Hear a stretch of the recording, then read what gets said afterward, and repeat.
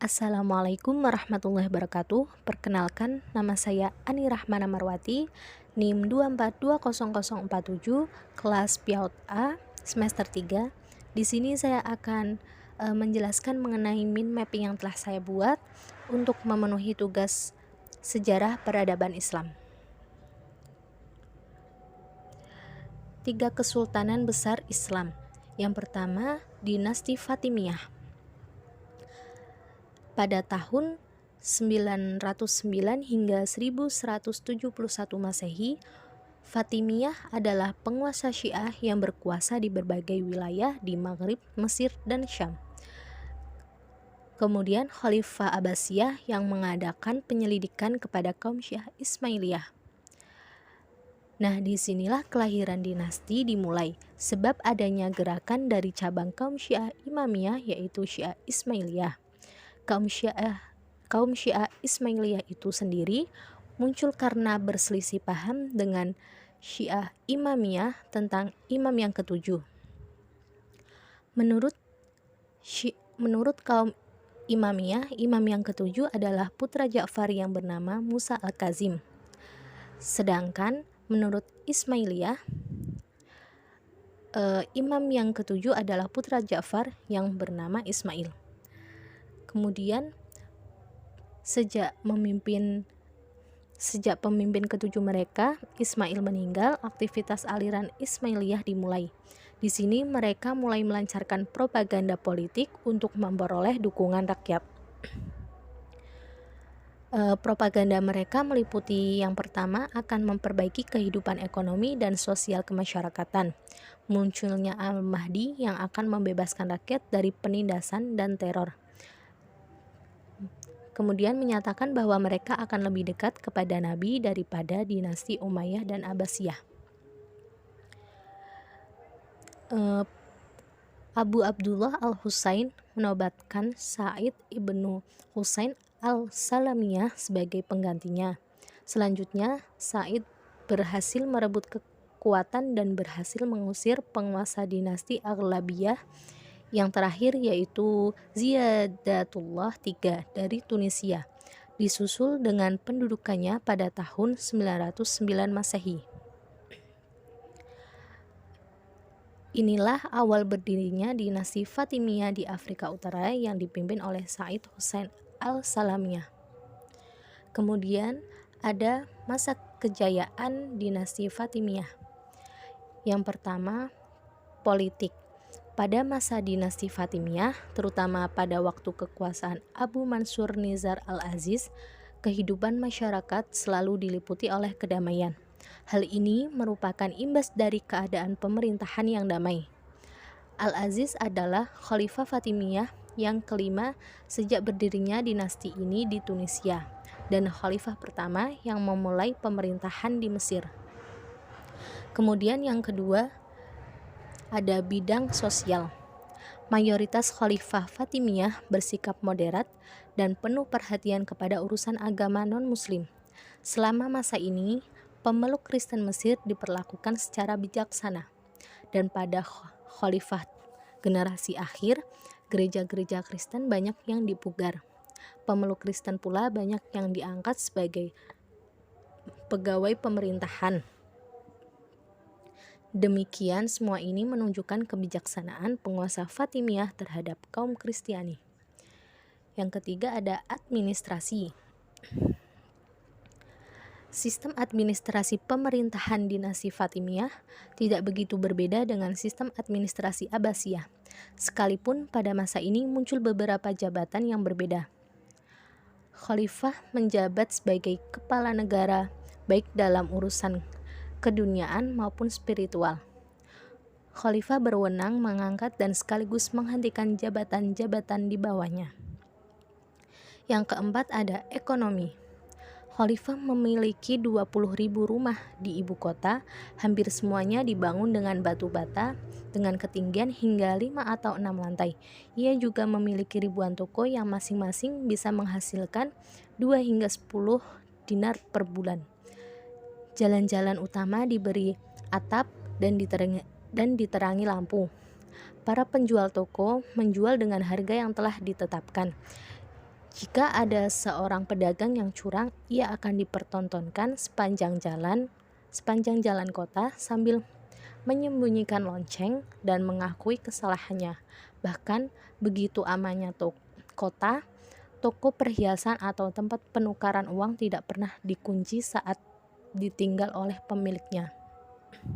Kemudian di masa kejayaannya juga ada ilmu pengetahuan dan seni dan arsitektur pada dinasti Fatimiyah. Masa kemunduran dinasti Fatimiyah itu bermula dengan melemahnya para khalifah, kemudian perpecahan antara militer, dan yang ketiga itu bencana alam. Kekeringan yang melanda Mesir di samping menimbulkan penderitaan rakyat karena kelaparan, wabah penyakit, perampokan, dan lainnya juga bagi negara menyebabkan lumpuhnya perekonomian agraris yang hasilnya justru merupakan sumber devisa utama Mesir. Kekurangan pangan yang melanda Mesir memaksa khalifah meminta bantuan kepada Konstantin Monomakhus untuk mengirim bahan-bahan makanan ke Mesir. Kemudian Kesultanan Besar Islam yang kedua yaitu dinasti Safawiyah.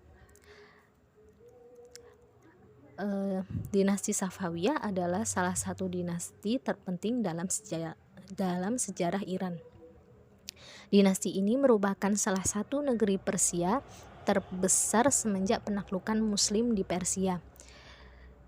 Dinasti Safawiyah bermula dari gerakan Sufi di kawasan Azerbaijan yang disebut Safawiyeh.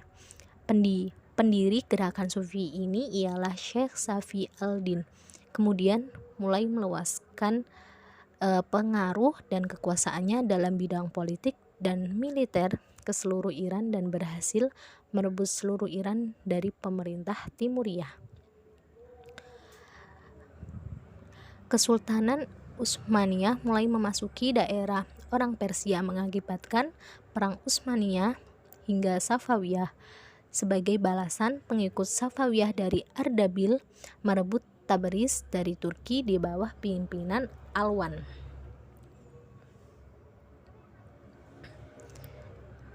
Safawiyah kemudian dipimpin oleh Ismail I dan di bawah pemerintahannya Tabriz menjadi ibu kota dinasti Safawiyah dan ia sendiri mendapat gelar Shah Azerbaijan. Kemudian Ismail I berhasil mencapai barat laut Iran dan merebut semua wilayah Iran dari Turki.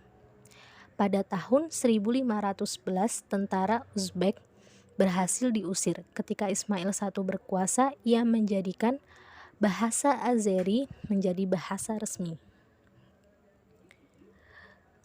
Kemudian masa kejayaan dinasti Safawiyah. Pada sastra, seni, dan arsitektur Persia berkembang pesat dan contohnya adalah pembangunan alun-alun Naqshi Jahan di Isfahan. Dalam bidang ekonomi, perdagangan Iran berkembang karena letaknya di tengah-tengah jalur Sutera. Pada masa kejayaannya ini disebut-sebut sebagai salah satu negeri Mesyu Islam dan juga memiliki pengaruh yang kuat di wilayah Timur Tengah, sehingga termasuk dalam salah satu kekuasaan besar pada masa itu. Kemudian masa kemunduran dinasti Safawiyah. Pada abad ke-17, raja-raja Safawiyah semakin lama semakin tidak efisien dan hidup berfoya-foya. Lebih buruk lagi, ekonomi Safawiyah merosot akibat perubahan jalur perdagangan antara timur dan barat, sehingga jalur Sutera tidak lagi digunakan. Dinasti Safawi ditaklukkan dan Iran dikuasai oleh dinasti Hotak dari Afghanistan dari tahun 1722 hingga 1729. Hingga restorasi dinasti Safawi dengan bantuan Jenderal Nader Shah. Setelah itu, Nader Shah hanyalah penguasa bonek. Kemudian Setelah itu, Shah hanyalah penguasa boneka yang dikendalikan jenderal. Pada tahun 1736, Jenderal Nader Shah mengambil alih kekuasaan sekaligus mengambil pemerintahan Safawiyah di Iran dan mendirikan dinasti Afsariyah. Yang ketiga, itu ada dinasti Mughal. Dinasti ini berasal dari India. Kerajaan Mughal yang bercorak Islam mampu membangkitkan semangat umat Islam di India. Jika pada dinasti-dinasti sebelumnya Islam belum menemukan kejayaannya, kerajaan ini justru bersinar dan berjaya. Kemudian pada kepemimpinan Zahiruddin Muhammad Babur adalah raja pertama sekaligus pendiri kerajaan Mughal. Masa kepemimpinannya digunakan untuk membangun pondasi pemerintahan. Awal kepemimpinannya, Babur masih menghadapi ancaman pihak musuh, utamanya dari kalangan Hindu. Orang-orang Hindu yang tak menyukai kerajaan Mughal segera menyusun kekuatan gabungan, tapi Babur berhasil mengalahkan mereka dalam suatu pertempuran. Yang kedua, pengganti Babur adalah putranya sendiri yang bernama Nasiruddin Humayun. Pada masa ini, kondisi kerajaan Mughal tidak stabil karena mengalami sejumlah perlawanan. Puncak kejayaan kerajaan Mughal terjadi pada masa pemerintahan putra Humayun yang bernama Akbar Khan. Karena wilayah kekuasaannya yang sangat luas, Akbar menjalankan pemerintahannya secara militeristis. Selain itu, Akbar juga menerapkan kebijakan politik sulahul atau toleransi universal. Artinya semua rakyat India dipandang sama. Mereka tidak dibedakan oleh perbedaan etnis dan agama. Kemajuan yang dicapai Akbar masih dapat dipertahankan 3 penguasa setelahnya, yaitu ada Jahangir, kemudian Shah Jahan, dan Aurangzeb. Shah Jahan, putra Jahangir, memerintahkan pembangunan Taj Mahal antara 1631 hingga 1643 Masehi di kota Agra. Taj Mahal, istana indah ini dibangun selama 12 tahun. Berdiri di tepi sungai Jamuna, Taj Mahal adalah warisan abadi dinasti Mughal yang dapat dinikmati hingga kini. Peninggalan Aurangzeb, tahta kerajaan dipegang putra tertuanya yang bernama Bahadur Shah. Bahadur adalah penganut Syiah. Dalam 5 tahun pemerintahannya, ia dihadapkan pada perlawanan Sikh dan perlawanan penduduk Lahore. Ini terjadi karena Bahadur terlampau memaksakan ajaran Syiah kepada mereka. Mulai saat inilah dinasti Mughal memasuki masa-masa kemunduran. Kemunduran ini ditandai dengan konflik di internal keluarga kerajaan. Hampir semua keturunan Babur memiliki watak yang keras dan ambisius, sebagaimana nenek moyang mereka, yaitu Timur Leng. Perebutan kekuasaan mewarnai perjalanan dinasti Mughal yang menyebabkan perang saudara berkepanjangan. Mulai dari serangan dinasti Safawi, ketegangan dengan Afghanistan, hingga pemberontakan Hindu. Keruntuhan Mughal juga dipengaruhi faktor ekonomi karena jalur-jalur perdagangan mulai dikuasai Barat.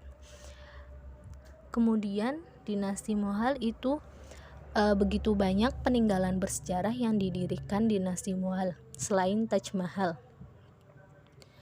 Sebut saja istana atau kota Fatehpur Sikri.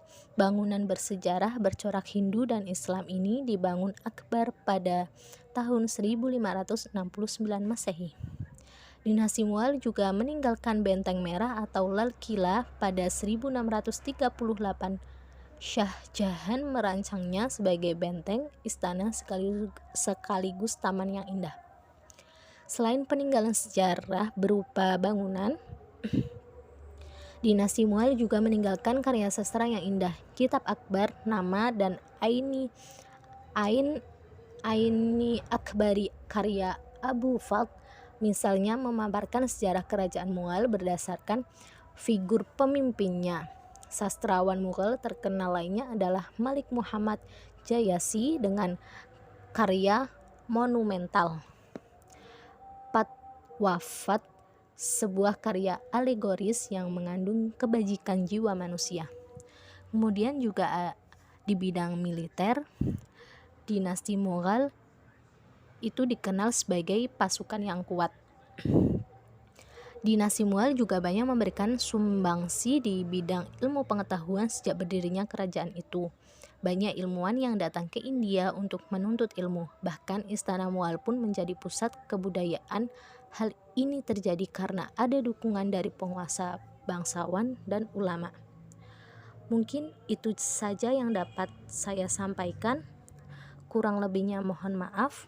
Wassalamualaikum warahmatullahi wabarakatuh.